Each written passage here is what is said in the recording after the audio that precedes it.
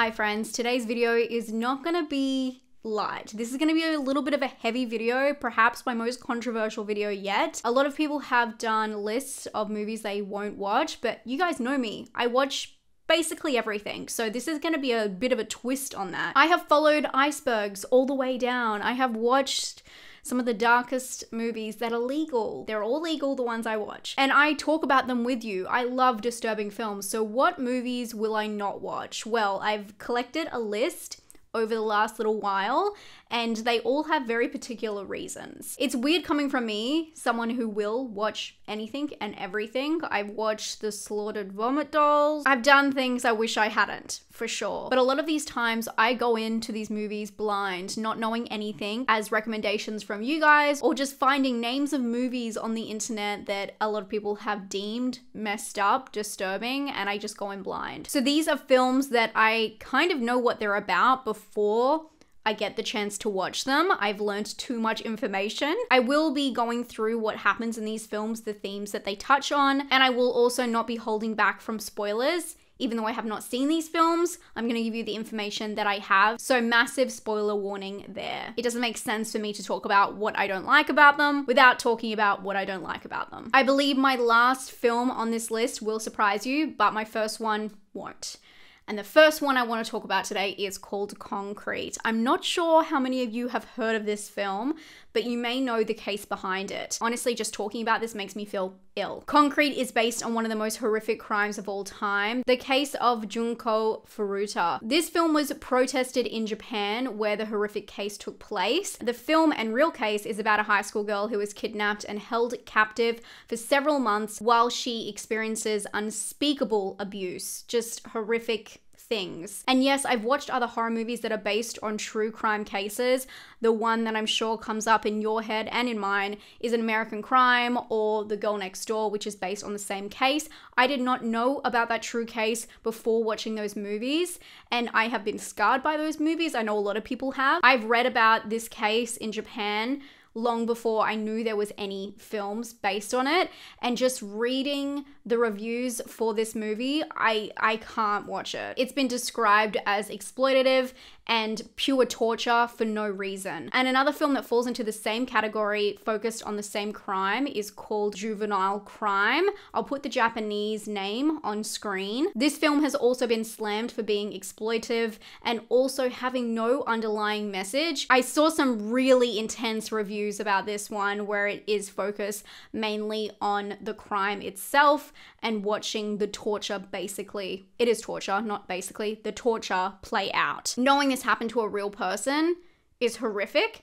Obviously, I've seen a lot of films that are based on true life cases, many within Australia and very close to home. But films like Netram or Snowtown Murders, I feel like they have a purpose and direction, especially Netram, that really highlights the focus on mental illness. I wouldn't say it's so much of a cautionary tale, but it's handled in a very serious tone. As much as I want to go in and make my own opinion, which I think everyone should, I just don't feel like I'm up to it touching on anything that involves this case. There's nothing I want to see. The next film has an okay rating. I mean, it's an anime, so how bad could it really be? And I've had this one on my disturbing lists for a long time. I have a whole you guys don't want to see it, it's so messy, but a whole layout of different potential disturbing movies and how they could work together in different lists. I've had this for years and I add to it all the time, but Midori just keeps getting shelved every time, and I'll tell you why. When I did research for it and it kept coming up, I looked on IMDb, and on IMDb they have not only the blurb, but they have stills for the film. And there is something about these stills that really disturbed me. I'm not going to put them up on screen for obvious reasons. I don't think I can, but I cannot believe that these are on IMDb, and it just put me off the film. If I had watched the film and seen it in there, it may have made it into a disturbing video.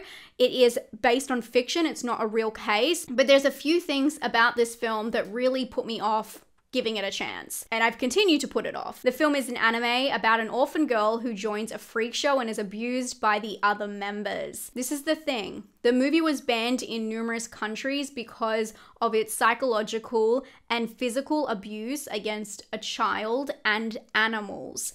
And that's what gets me.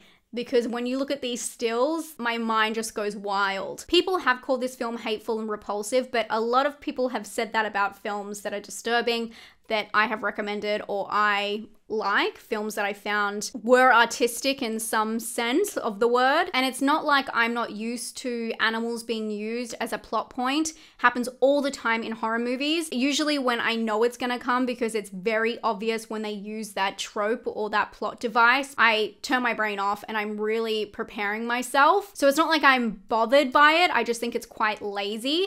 And I know a lot of you at home are bothered by it. I see it all the time in the comments. I think that it's a combination of all of these things and just knowing what the film is going into it and some of the imagery that has really stopped me. A couple of times I've gone to watch it and I just felt I was not prepared and I just keep putting it off. So at this point, it's just an exile for me. The film is based off a manga and it also got made into a live action production in 2016. This is called Midori, the Camellia girl, and I can actually see myself watching this one. I don't know why. I feel like the imagery is very removed, even though the other one is an anime. It doesn't make sense. Maybe it does to you guys. The trailer shows some really bizarre elements. It's kind of like this overdone production with overacting, bizarre elements, intercut cartoons.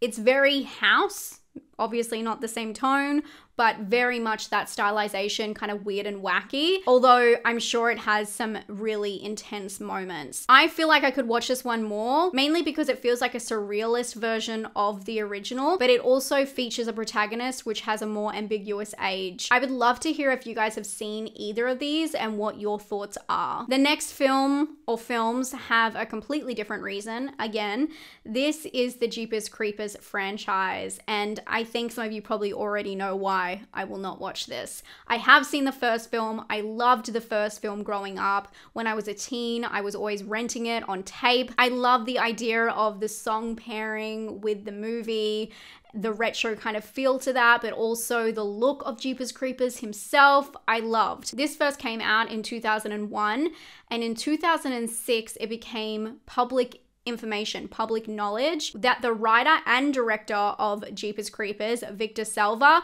had abused a minor on set of his film Clown House in 1989. I actually wasn't aware of any of this until I started talking about horror movies online and have become part of the community. I have never seen Jeepers Creepers 2, although that did come out in 2003. I obviously do not want to go back and rewatch it now. He wrote and directed that one and also Jeepers Creepers 3, which was very heavily criticized because of him doing the film itself, which is crazy, but unfortunately not rare in Hollywood. But there is a particular storyline or a hinted at storyline where they talk about a character's past and why she escaped home. And it's got to do with a hint, or it's inferred that she was abused by her father sexually, which is crazy. After he went to jail, he was sentenced and went to jail for 15 months because of abuse. And the worst part of it is there is a line, I'm not going to put it in here because it's just disgusting. There's a victim blaming line that was put in the film as dialogue, and as soon as it went out as a screener for reviewers,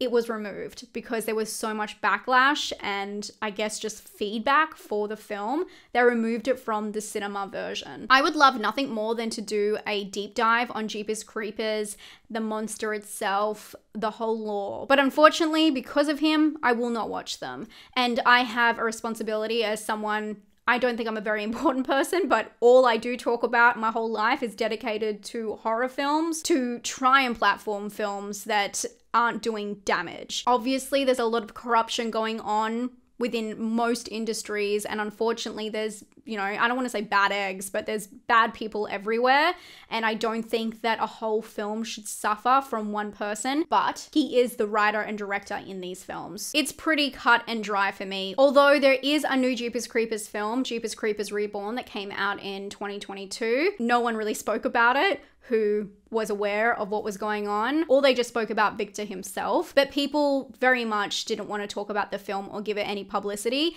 even though the director of that film said openly that Victor had nothing to do with it. He was not getting any kickbacks. I still think that Jeepers Creepers just has to die. It's just an awful thing that happened in horror and such a cool villain, but the origin story is it's not worth it. And also, I just don't understand how he can't get any kickbacks at all if that is his original character that he wrote. Not even just directed the first film, he wrote the script. You can't have a Jeepers Creepers franchise film without buying the rights in some regard. And even if he sold them to someone else who sold them to someone else, he's still getting kickbacks somehow. Allegedly. Allegedly, that's my opinion, and that's how I feel. Would love to hear your thoughts about Jeepers Creepers down below and how you feel about the whole thing. Of course, keep it polite. This is a safe space, but it's also a place you can vent if you want to. Okay, this is the one that's gonna surprise you. I don't think it's a very light topic, but it may be a little bit lighter than the other ones. You're never gonna believe what I'm gonna say. We live in time. I wonder if you guys have any films that are similar to this. I'm sure you do. A movie that you know is just gonna destroy you emotionally. It's not because it's disturbing, but it will not be a good time. And I don't think I can watch We Live in a Time. I love Florence Pugh and I love challenging cinema. Her role in A Good Person is fantastic.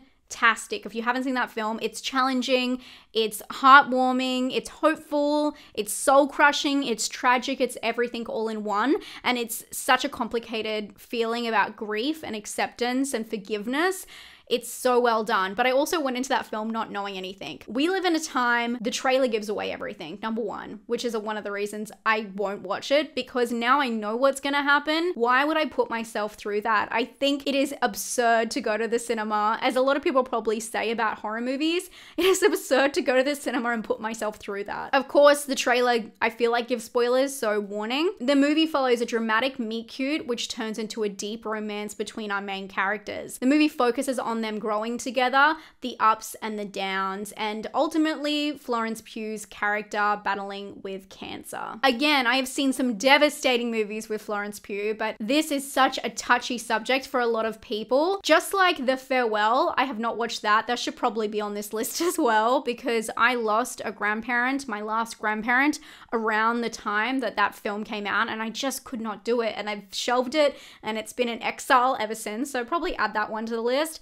But in this one, I feel the same, because although I'm very aware that the title and the meaning of the film is about being present in time and not being able to control time, the beauty and the tragedy in that, and being a human and being alive, the human experience, it feels so recent still. Lost my best friend to cancer, Gromit. You guys know Gromit. And that's coming up a year, and I just don't think I'm ready to watch anything like this that has to do with time, loss, grief, coming to terms with not having enough time with a loved one. I'm not gonna cry. Why would I do that? Why would I go to the cinema and watch that? I'd rather watch a movie about a whole